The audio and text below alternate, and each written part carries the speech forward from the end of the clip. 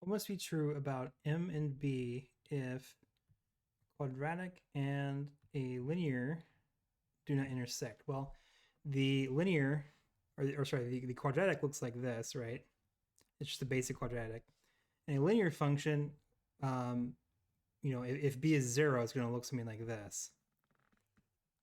It's going to actually cross there at the thing. So the only way for them not to intersect is that b has to be less than 0. We know b has to be less than 0.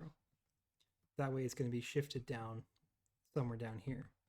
Now also we know that it can't be that steep of a slope. Otherwise it's going to cross both negative or positive. So if it's too steep, it's going to intersect again. So b greater than 0 is not true. B greater than 0 is not true. B less than 0 is true. B greater than 0 is not true. It's going to be either B or E. And for this to work, let's see, if these two are going to be equal, then x squared must equal mx plus b. X squared minus mx minus b equals 0. So let's see.